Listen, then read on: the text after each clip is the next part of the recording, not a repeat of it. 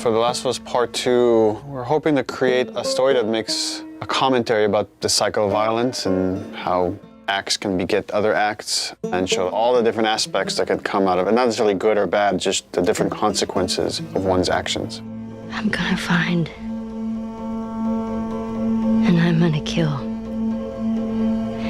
every last one of them.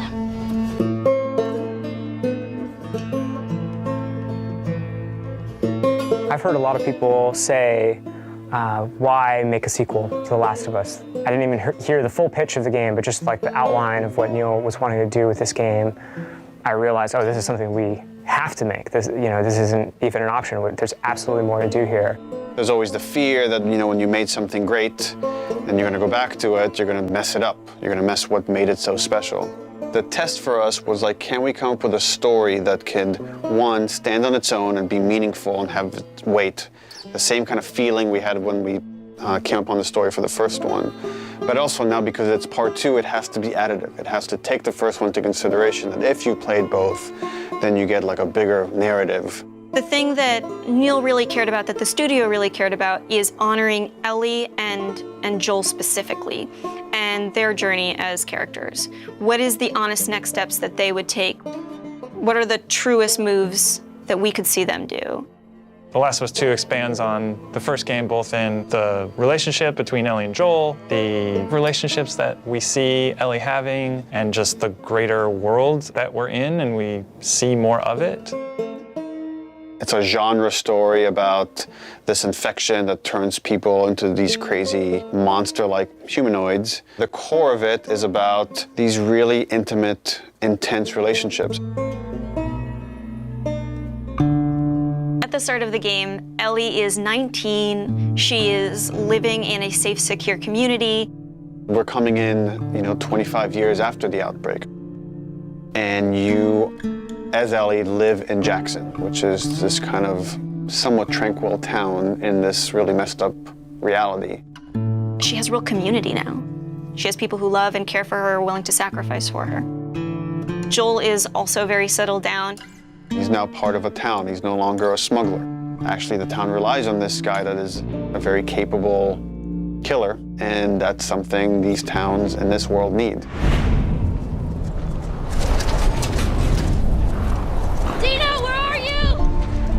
And then Jackson and Ellie are shaken by a violent event. It really changes Ellie's day-to-day life, and now just living is no longer enough. Like, there's these people that have wronged her, and she wants retribution. And you as a player are gonna want retribution for what these people have done. And then you go off on this journey that leads you to Seattle, where now you're like stuck in the city that has these warring factions, and they're both fighting over the spoils of Seattle, and you're stuck there in the middle looking for this very specific group that has wronged you. And that's the concept of the story. And then it takes you on all sorts of twists and turns in Naughty Dog fashion. I know even within the studio, we've had a lot of philosophical arguments about some of the events and what happens in the game, and I think in this one might be more divisive than the first game in a very kind of exciting way that I think it raises those interesting philosophical questions and asks the players to interpret some of the material that's there and see where they stand on those questions. Under here. What the gameplay needs to do is immerse you in the world, give you as many interesting actions to survive in this world and overcome obstacles. And obstacles could be infected, it could be other people, it could just be the environment, it could be rushing water, anything that could happen in this post-apocalyptic world. Are you clean? Yeah. But more than anything, it needs to put you in Ellie's shoes, that you're experiencing what Ellie's experiencing, making you feel what she feels. Because the more we do that, the more the emotional beats of the story work for us, and the more they work for us in this very unique way that only works in video games.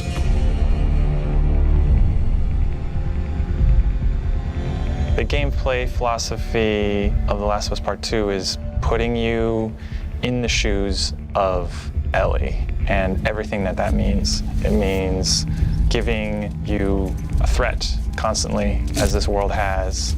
It means giving you the hard choices. Because this game takes place in such a hostile universe and our characters are pushed to do really difficult things. We want to put you in alignment with those choices. We want you to understand how hard certain decisions were for these characters, because they're hard for you. I would say the overarching philosophy of how we approached designing the game mechanically is how can we take things to the next level. Everything kind of comes out of the story. And how do we do it through systems? So one is you have to feel the pressure of survival.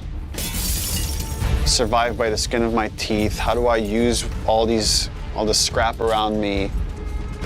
Any kind of bullet, any kind of rag, any kind of bottle of alcohol. How do we give you that sense of being a survivor in this world?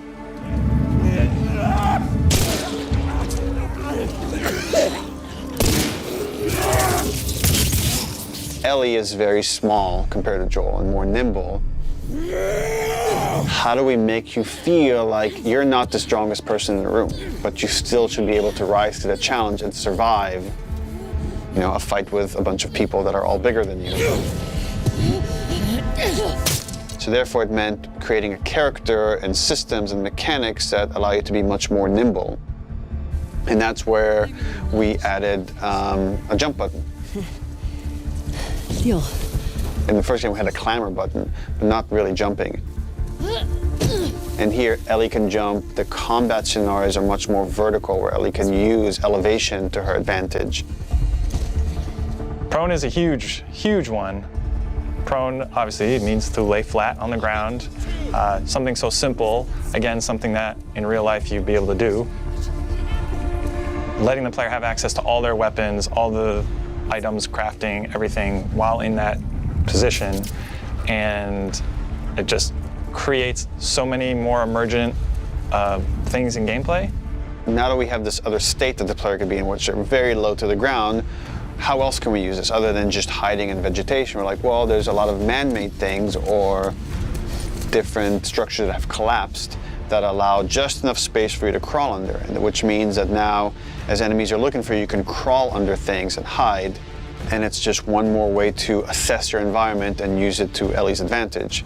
Now, because you can hide under things, we made them smarter and gave them the ability to look under things. So while you might hide somewhere and be safe for a while, eventually they're going to start looking under stuff, and if you're hiding under a truck and they spot you, they're going to yank you out and then try to kill you.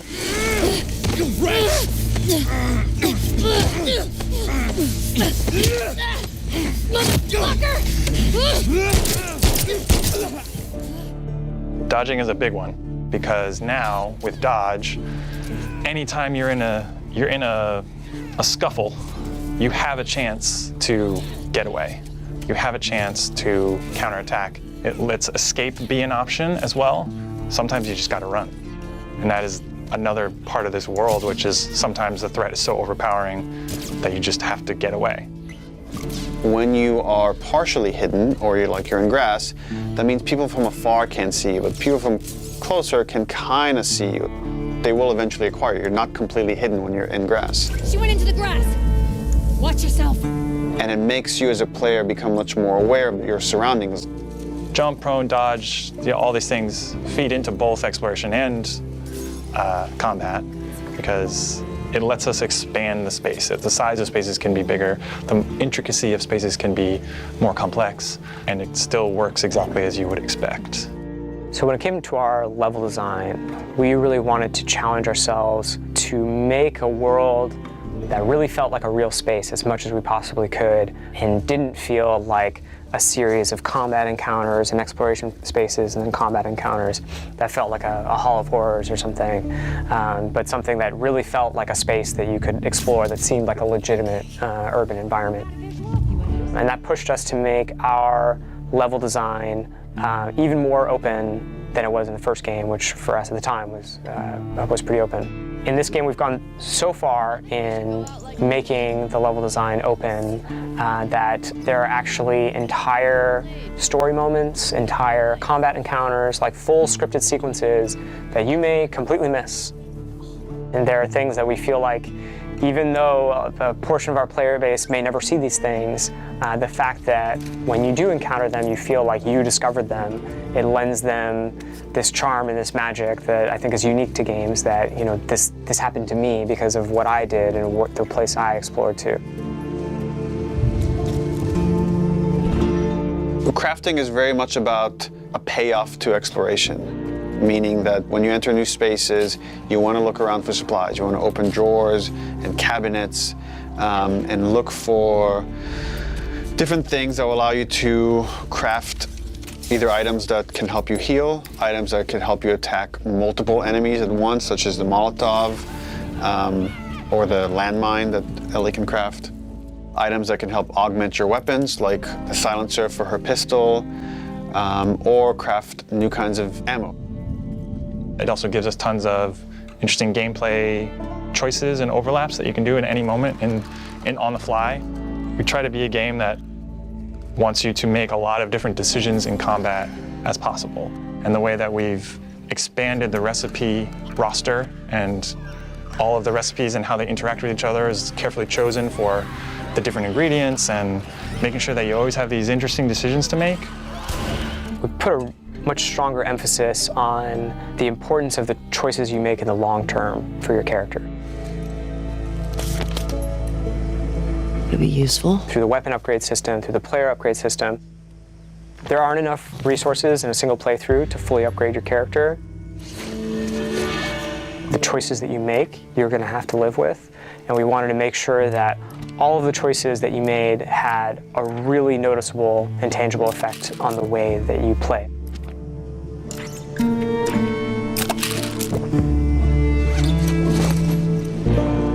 You feel a greater kinship with Ellie because you are living with decisions that you've already made. Like you are continuing this through line of her journey through this world, and the moment-to-moment gameplay is influenced by that in a way that we haven't before.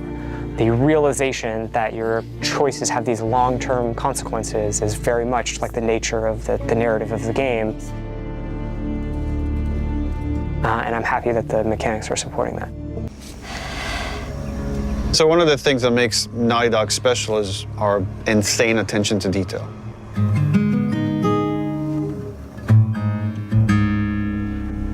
And that comes from just extreme amount of research. So whether it's researching of theme, let's say this idea of retribution or justice, like we would read a ton of books and look at movies and even watch like interviews and news programs about stuff that's going on in the world and then discuss it among ourselves, like what's happening here? What can we draw from this? How can we base these fictional characters on reality to make them feel more authentic? Be like more like a 6 language.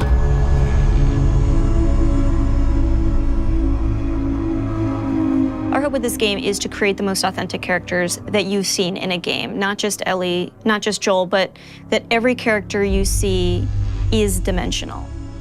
Obviously, in telling a character-driven story, you have to create characters. And it starts with a story concept that then can develop into level ideas and more specific narrative beats. Once we kind of have a good understanding of the narrative that we're after, we could start writing scripts. And that's really the first time the characters come to life and they're speaking, even though it's just words on the page. Now they're becoming more specific. And the next step after that is to either bring in the existing cast from the first game, such as Ashley Johnson, who played Ellie, and Troy Baker, who played Joel, or casting new characters. And they're interpreting the material and bringing their knowledge of these characters and their take on these characters to life. I think authenticity from every department has been kind of a goal or a focus, whether or not that's in the animations and how we're mocapping or in the effects and how we're simulating, you know, the different elements to get the effect look that we want in game. We wanted it to be as realistic as possible, as believable as possible, so that as you're playing, you can hopefully get fully invested in it and fully immersed. And we didn't want to have a character moment where it's unbelievable, both from a narrative and visual standpoint. Some other advances that we've had is like now we can like make veins pop on their forehead if like they're really angry, or likewise we could redden their skin. Could be based on emotion, or could be based on what's happening to them physically. How red their eyes can get is controllable. How tears flow off their eyes and their face is all new tech that we've developed for this game. Hey! We got another trespasser. A girl.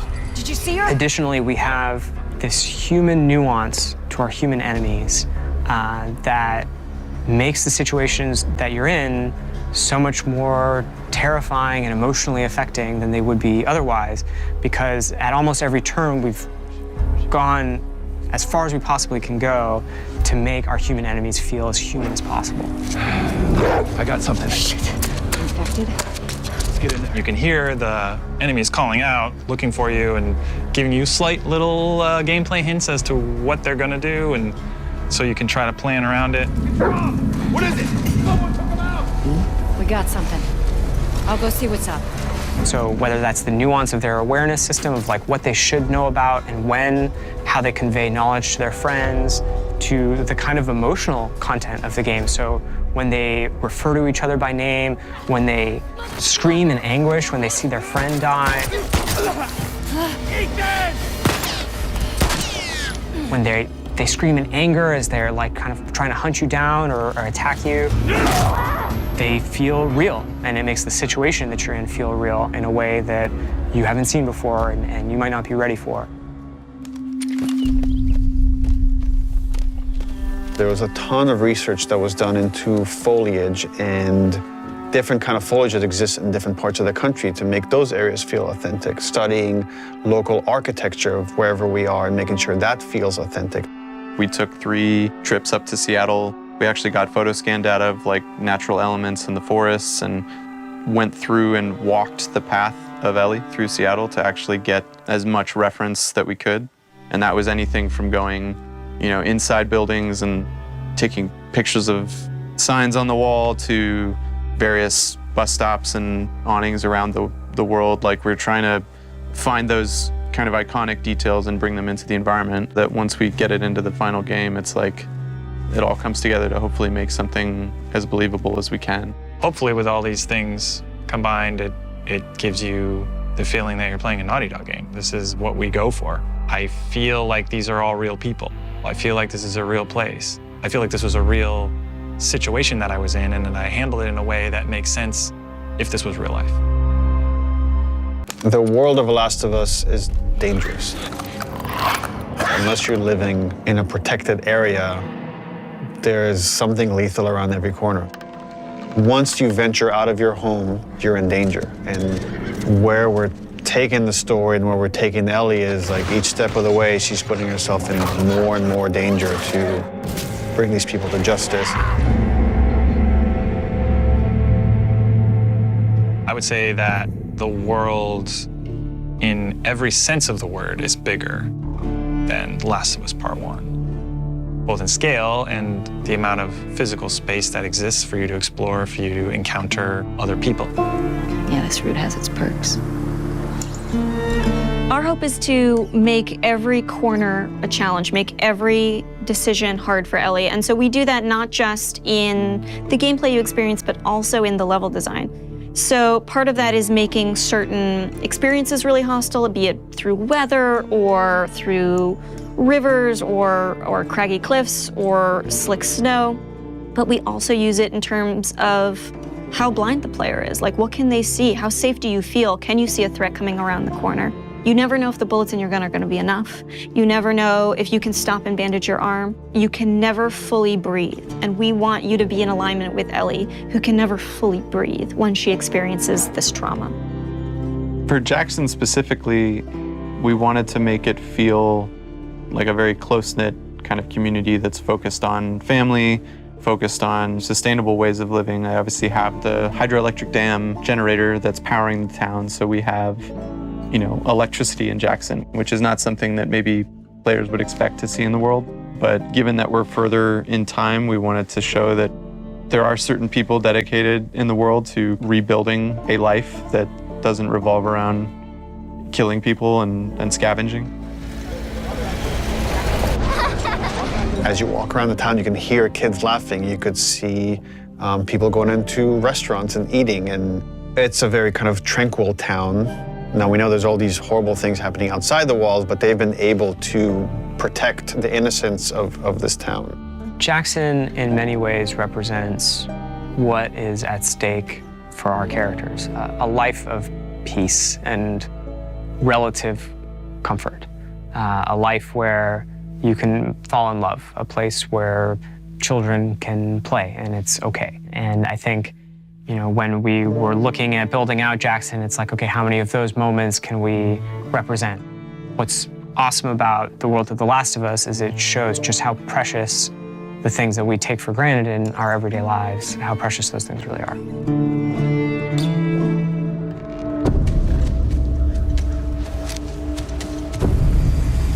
Seattle compared to Jackson is very different. It's more of a war zone, I would say. Part of the interesting thing with Seattle or the Pacific Northwest is that there's all this rain and all this foliage and wildlife, and it's this very lush area that if someone were to settle down, it'd be a pretty good place to settle down, just as far as the kind of fruit you can scavenge, the animals you can hunt. And then because it is so lush, because it is so teeming with resources, is why there are multiple factions trying to fight over those resources. One faction you run into in Seattle is the Washington Liberation Front. When the outbreak happened, the military took some pretty drastic actions and quarantined parts of the country. And this was their way of protecting the population that has survived this horrendous outbreak. And because of that, it led to rise of these resistance groups. And in the first game, we saw the Fireflies. And we heard about other groups, and in this game, we get to see here's another group that rose called the Washington Liberation Front, that was able to defeat the army and thereby take over a lot of their equipment. And they're this very militaristic faction.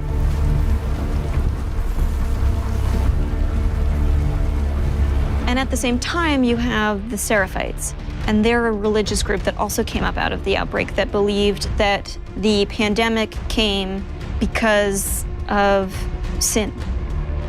They're trying to reset the world and return it to a better place than it was. In The Last of Us, almost any group that has survived this long has to be dangerous. If you're not dangerous, you're not going to survive. You're going to become someone's victim. And the two factions you run into are both very dangerous. The WLF has a lot of military equipment that they're able to use to defend this area, and they have large numbers, whereas the Seraphites are very quiet and stealthy and able to use the large amount of foliage to their advantage, and they fight more in this kind of guerrilla warfare. How you deal with them is going to be different because they have different language, they have different communication style. The scars will whistle to each other with this different language. And they have some of the stuff that you have. You have a bow and arrow, they can hit you with arrows and impale you, and you have to pull the arrow out. They have big sledgehammers and melee weapons. The WLF, they have trained dogs that will sniff and attack you. Dogs are a new level of threat that Ellie hasn't had to negotiate before, and hopefully they create a new complicated choice for the player. We saw in them an opportunity to challenge people's perceptions of what a combat setup can be. We wanted to find really hard choices. The dogs themselves have names. They're called out by their owners. We wanted every setup to be challenging. Oh, that smell. Looks like Infected did this. How many do you think it would take to bring down a moose? Infected are still a threat in this world. We wanted to take first our basic classes that we had in the first game and say, okay, what's different about them now? So we'll have scenarios where way more runners, like we can have hordes sometimes of runners coming after you, and it might be about just escaping because the odds are just overwhelming. You know, this thing just keeps mutating. There's certain evolutions of Infected that you haven't seen before, certain new classes. There's the Shamblers, which kind of have these exploding acid clouds when you get near them. You're running down a hallway and you have to suddenly make a decision like, oh, do I want to take the damage and go through this cloud or find some other route or go back the way I came? And it kind of forces you to, on the fly, kind of make new decisions about how you're going to deal with the threat behind you or potentially in front of you. So again, it's about how do we make fighting against infected intelligent. So when you come on a space, you're listening to audio cues because different classes will make different sounds. If you just go in guns blazing and throw caution in the wind, you could easily get overwhelmed and regret that strategy. That level of uncertainty and instability is something our characters have to carry with them every day as they go out into the world to protect the people they love most. And that threat is banging on their door every day. I really hope you make it.